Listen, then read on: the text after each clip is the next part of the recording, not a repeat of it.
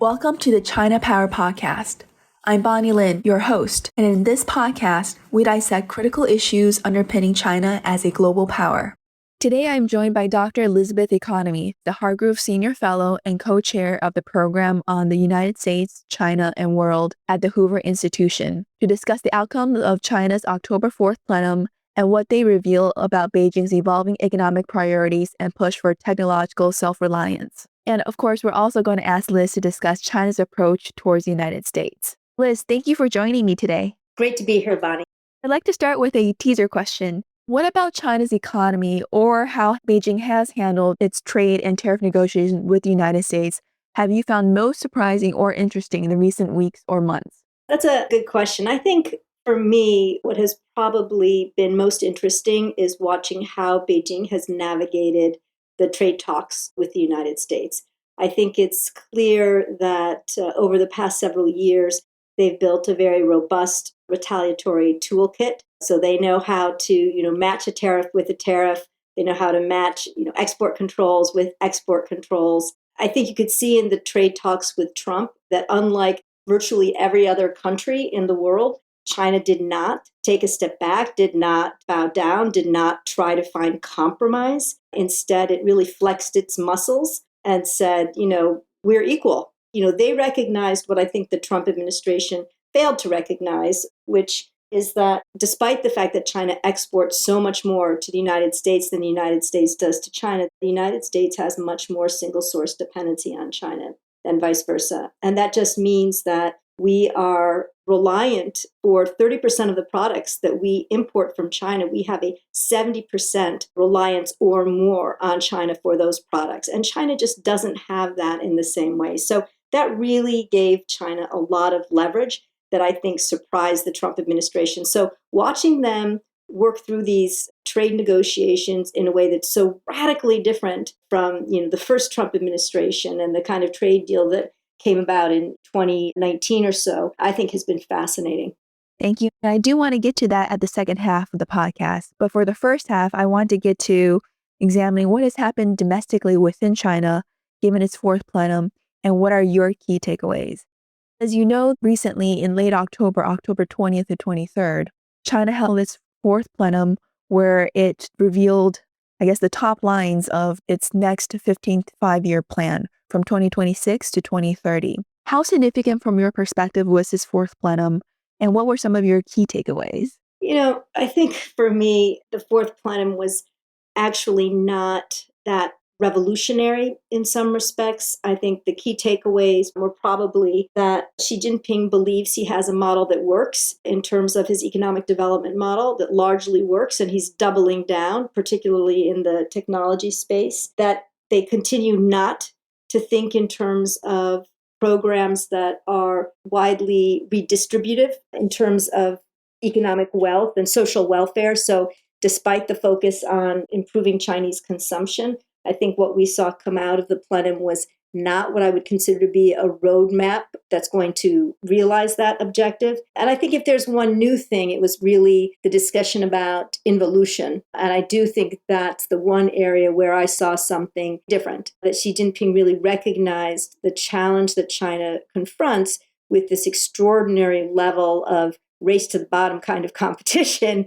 across a number of tech sectors, and the fact that that is not good for the Chinese economy. It's not good for their unemployment problem, and companies aren't making money. And so I think that to me was probably the one new thing. But overall, I didn't find that the plenum surprised me in a way that I suppose you always hope when you see these kind of big meetings that there's going to be something really new. But I didn't find that.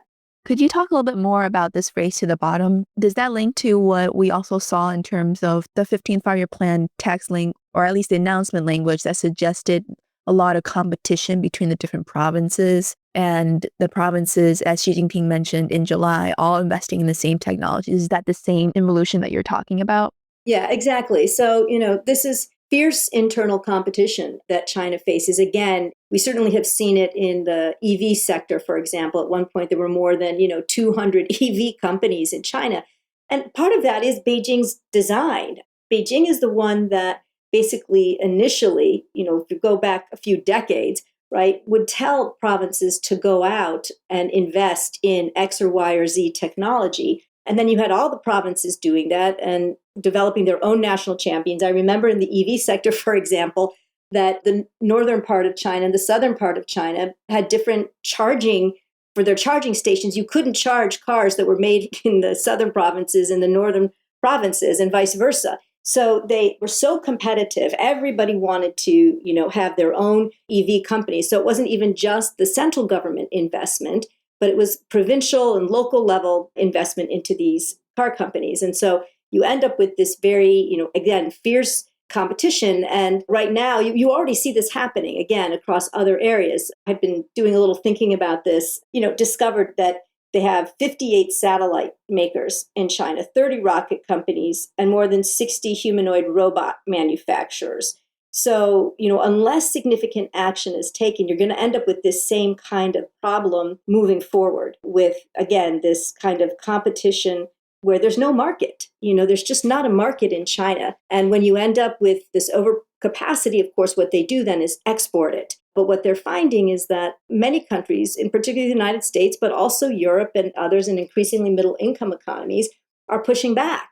Because if China's allowed simply to export their overcapacity, then that basically kills these same industries in other countries, and especially for emerging and middle income economies, where these industries are likely quite nascent.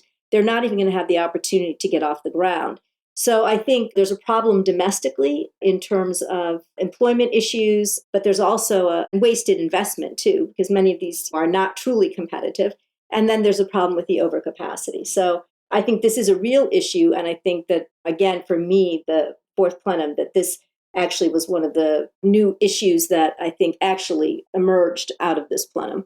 And Liz, just to explain a little bit more, what is causing this race to the bottom? I think you suggested it might be Chinese government directed investment, but why is it so competitive? Why do they keep on funding different actors to do the same thing?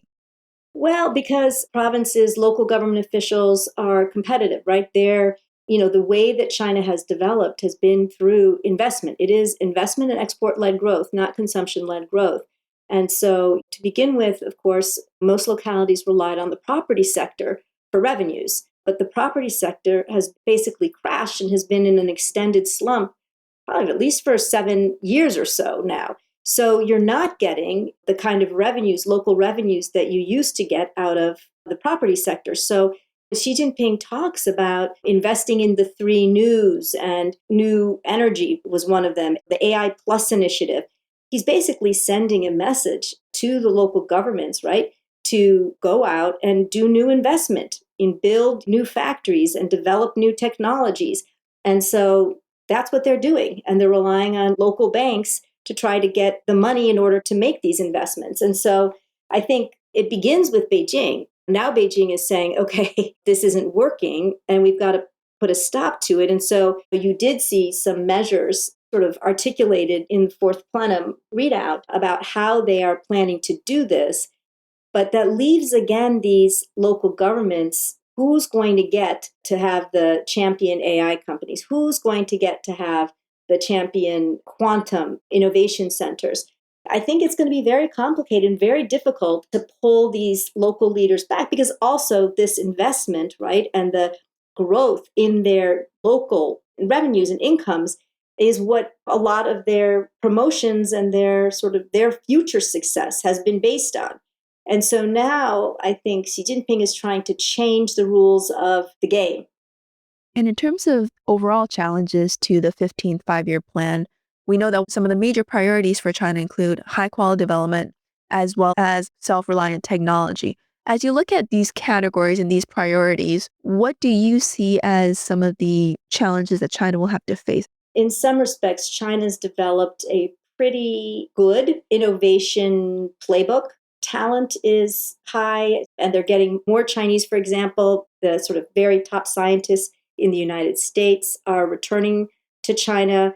So they've got a huge talent pipeline. They're investing heavily. They've got rules and regulations in place that make it difficult for multinationals to compete. So I think they have a playbook that has worked for them fairly well, putting aside this involution issue. I think we've seen them really take the world by storm in many technologies, and looking at the priorities that they've articulated, like quantum and biomanufacturing and 6G. I mean, they have a whole list of technologies that they put out. I think they can continue to realize some really significant gains and potentially even leadership. If I had to say what I think the biggest challenge is, one would certainly be if the economy really starts to sputter and stutter. That would be one. So if they really end up not having the investment dollars that they need, I think that's one challenge. A second sort of longer term challenge, of course, is the demographic issue. And beyond just the demographics, that the working age population peaked in 2014, I think is the issue that so many people in China really don't have access to this 21st century innovation economy. They don't have the education behind them that will enable them to participate in a meaningful way. I think that's another challenge that China faces looking forward. And then maybe a third challenge would be the challenge that I mentioned earlier, which is the challenge from the rest of the world. A growing sense that China's way of doing business is not fair, not only having the United States and Europe put tariffs on EVs, but also Brazil or Argentina or India, et cetera. So an increasing number of countries with larger markets beginning to say no to China. We're likely to see more of that. And then maybe, I guess, if I had to think about one more challenge, maybe it would be as they really do push forward with things like AI and the sort of upgrading their manufacturing with the increasing use of robots, what is that going to mean for employment in China? It's already a huge problem, youth unemployment. It's something that obviously we're starting to grapple with here in the United States. I don't think we're doing it well yet, but I haven't actually heard a plan in China to manage this particular issue.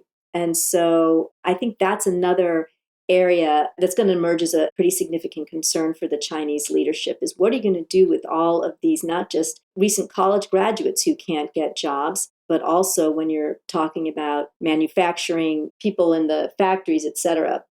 Fascinating. Related to talent, we also saw at the fourth plenum quite a number of purges, both on the civilian and political side. I don't know if the purges of talent or just purges within the Chinese government, but what is your take of how to interpret these purges, and what does this mean in terms of both Xi's power as well as Xi's control over the Chinese government bureaucracy on both the civilian and the military side? So I don't think there are many people who know more about what it means on the military side than you do, Bonnie. So I'd welcome your thoughts on that side of it. I have to say, this is one of the few things in the Xi Jinping sort of regime over the course of his 13-year tenure now that surprises me. And the reason it surprises me is because we're now at a point where most of these officials who are being purged, whether because of corruption or, sometimes you see that it's due to some sort of political issue. You don't really know what that political issue is, but we did see in the case of the military some remarks around not appreciating the party is over the gun. So putting your first loyalty to the military as opposed to the party. But what surprises me is that this is still going on. I would have thought by now that these senior leaders, especially the ones who've been promoted by Xi Jinping himself, would be sufficiently concerned that they wouldn't be undertaking some corrupt action. So that leads me to believe that much of this corruption may have been from before. It may not be new. Some of it may have been several years ago, and there are other reasons that they're being purged. I think this is certainly the case sometimes in the political space. And so, it speaks to some, I think, discomfort in Xi Jinping himself about loyalty. Xi Jinping has enormous institutional control, but that doesn't actually tell us a lot about his legitimacy. And so to the extent that he senses or is informed that people aren't fully adhering to Xi Jinping thought or have differences of opinion, maybe some of these are politically motivated. We really don't know, right? I think we really don't know. I will say I found it extremely interesting in the Chinese People's Political Consultative Conference, which, as you know, is the advisory body.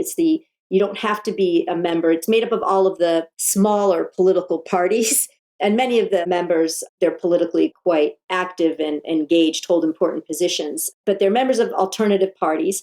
9 members of this advisory body were removed from their positions because their children wouldn't return from the United States. And that included central bank governor Yi Gang. So he's not removed from his position as central bank governor, but removed from his advisory position. That, to me, bespeaks of such a focus of fear about external ideas and external influences. Again, that after 13 years that the Chinese government still has these fears, it should tell us something about the overall state, the overall, fragility is probably too strong a word, but a sense of weakness in the party and through the political system. I can't at all say for sure why these people were all purged, but I do think that the need to purge speaks to failure on the one hand of the anti-corruption campaign. Certainly, it's a failure because after 13 years, if your senior most officials are in fact still corrupt, then you failed. But it also may speak just to this underlying weakness and fear in the senior leadership of the political system about opponents and anti-Xi Jinping forces. It's really interesting, the example that you mentioned of 9 members of the consultative body with children in the United States. I think the fact that they're still sending their children to the United States is in some ways a good sign of U.S. influence. I couldn't imagine high-ranking members in the Democrat or Republican Party sending their children to China to work there or study there for a long period of time. But I think that's a fascinating point that you mentioned in terms of why they won't allow that on China's end anymore. And it does show, as you mentioned, weakness as well as fear of external influence on the Chinese side. Yeah, I mean, it's also just interesting that the kids won't come back. As a parent, I think, if I told my children, you need to come back or I'm going to lose my position, or the parents didn't tell them to come back. One of those two things is probably true. And both actually are interesting in their own way. Right. Very, very interesting. I do want to now, Liz, to transition to the second topic, which is looking at how China has approached U.S. China trade war, tariff negotiations. So starting at the big picture, how do you assess China's overall strategy? Does China have a strategy? And do you think that strategy currently is working? Yeah, I mean, I think China clearly has a strategy, and I think it came prepared to play, prepared to fight. And the strategy was essentially, we're going to match one for one, whatever you do to the Trump administration. We're not going to back down, and we'll find ways around the issues where we need to. So they've spent the past several years diversifying away from the United States in areas like soybeans, which is important, and energy. So they don't need U.S. soybeans in the same way at all. In fact, U.S. soybean farmers were probably the biggest loser out of this manufactured trade war that the Trump administration launched, because they will have sold less soybeans this year to China than they would have had Trump just let things be, let the market be open. So I think the Chinese have diversified away. They've developed this retaliatory toolkit, as I suggested earlier. So they were ready to go with export controls. They have their own things that they've used before that they continue to use, things like investigations into companies like NVIDIA or Micron or Intel or Qualcomm, which serve an important purpose inside China of frightening away consumers, certainly. They've had that and they've used it over time. It's not the first time. That was part of it. We put the shipping fees on Chinese-made ships or Chinese flagged ships coming to our ports. They respond in kind. I mean, it's just, they matched us. And so I think they have a strategy. I will say that doesn't mean the strategy is perfect. Should have mentioned also that they managed to divert their exports around the tariffs, right? So to send things through Vietnam or Mexico to the United States. So you saw this huge spike in Chinese exports to countries over the course of this trade war that almost matched exactly the drop in direct Chinese exports to the United States. So, they had the system figured out. I think the one mistake they probably made, the biggest mistake, was this export control regime on rare earth elements. And I think the mistake was that they made it global instead of just targeting the United States. I don't think they were actually prepared to implement it. It's a pretty complex system. And so I think this year pause was actually beneficial. This year-long pause in the trade war was actually beneficial to them, because I think they'll come back with an export control regime on rare earth elements that is more targeted and more easily implemented. But if I had to pick one area where I think they sort of messed up, that would probably be it. So Liz, let me follow up on that. You said that China's major mistake was making this global. How do you see our allies and partners responding to China's use of rare earth coercion? many people sort of have anticipated or assumed that because of the Trump administration's, global tariff war and erratic behavior, that this just offered China a big opening to sort of assume the position of the United States. And we certainly have seen China go out and rhetorically talk a lot about how it is a stabilizing force in the international system, a stabilizing force in the international trading system, right? It's reached out to a lot of different countries at a lot of different points in time to try to make its case, but it hasn't been able to. And I've been at several conferences now, for example, with Europeans and Americans and Chinese, where the Chinese have tried to say to the Europeans, we need to work together to partner to counter the Trump administration and its destabilizing behavior in international trade. And the Europeans say, actually, even more destabilizing than these tariffs, which are huge and annoying, is the export of your overcapacity. That's actually more problematic. And your cyber economic espionage. That's more problematic. And your unfair market access rules, also more problematic for us. And so it's just been very interesting to me to see that China hasn't been able to make as significant a set of gains as I would have anticipated. And I think the rare earth element export control regime has a similar impact, which is to say it makes countries feel as though they cannot rely or trust China, that China is out only for itself, its own narrow economic interests, and therefore, it's going to have to work with the United States. Trump administration may not be the preferred partner, but that's what they've got. And so we've seen a lot of engagement between the Trump administration and other countries. And we saw that in the president's trip to Asia with Malaysia and Thailand and Japan and South Korea. We've seen the Trump administration in the G7 also working on this rare earth element, trying to develop new sources and new processing. So both from the mining to the processing to finished products, all along the supply chains, right? Really trying to figure out how we're going to reduce our dependency on China. And now many countries are trying to figure that out. So I think that is why I would say that they made a big mistake, because it really did give even more energy to enforce this kind of closer cooperation and collaboration between the United States and other countries. And from your perspective, how vulnerable are we to China's threats to curb exports of rare earths?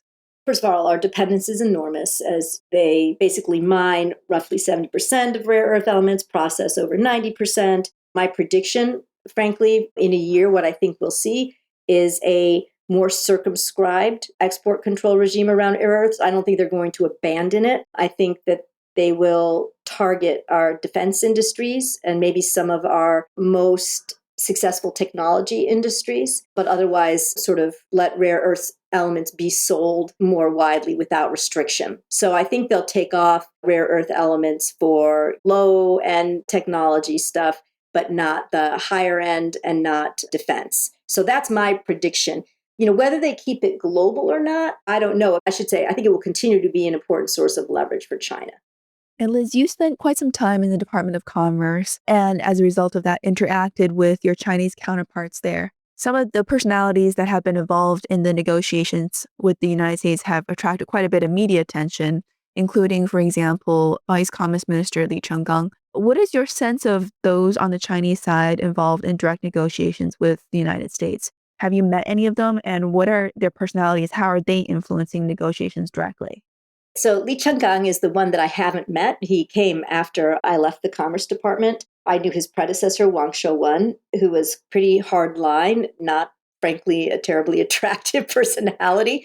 To be honest, at the outset, I assumed that he was replaced with Li Chenggang because Li Chenggang would have a more appealing, sort of more diplomatic approach to the negotiations.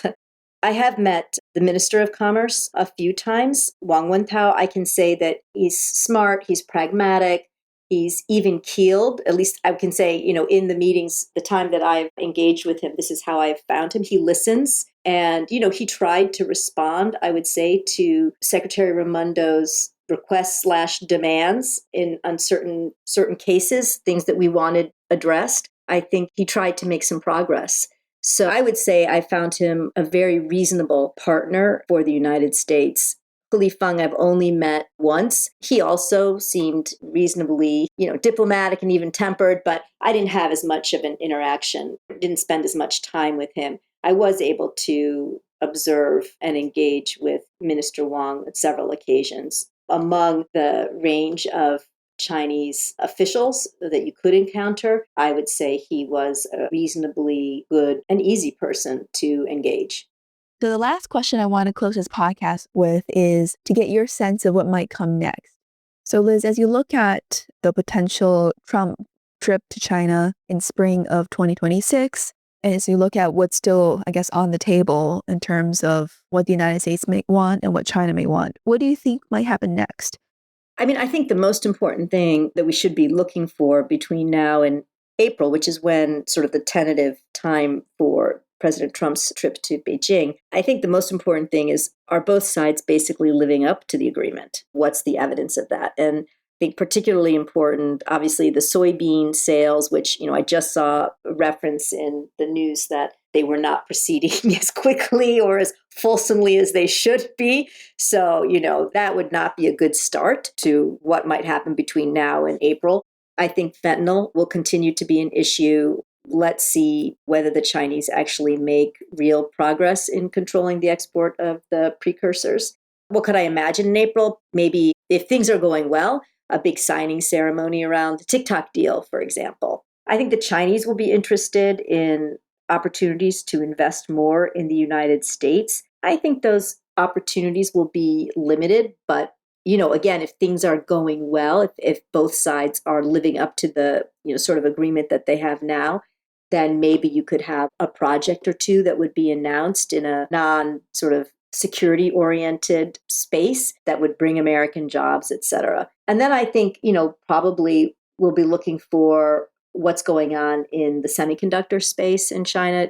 The whole move with NVIDIA and AMD this past summer, where President Trump basically said, okay, you can sell your chips, but we want 15% of the revenues, and the Chinese government said, never mind, we don't want them anyway. What does that space look like? So I think maybe you start to move more into market access issues potentially in another round of discussions, but that remains to be seen. I think for there to be real progress, for the U.S. to tackle real issues, for this administration to tackle real issues like market access or overcapacity, I think would require that this first set of issues is actually managed well. As to whether that's going to happen, I think, I would hope so, but I don't think I could predict it with any real confidence given what we've seen over the past almost year. You seem to suggest that if the Trump administration is at least moderately successful in this first round to tackle some of these smaller issues, that they could then move on to these larger issues. Do you see that as potentially within the game plan? I do think it's a real possibility. I think at some point you have to address the overcapacity issue unless you're just prepared to put 100% tariffs on every new technology that China wants to export, which maybe the Trump administration is prepared to do. But I think that's such a big issue for U.S. business, both the issue of market access and the issue of overcapacity. Those are the real issues. So I think if business is actually going to get anything out of China over the next 3 years, you're going to have to address these issues. And I don't think you can have two big meetings between President Trump and President Xi over the next year without something more substantial, at least underway. Thank you so much, Liz, for this very in-depth conversation about what is both happening within China with respect to its own economic plans, as well as China's approach in dealing with the United States. Thank you, Liz, again for joining me. Thank you, Bonnie.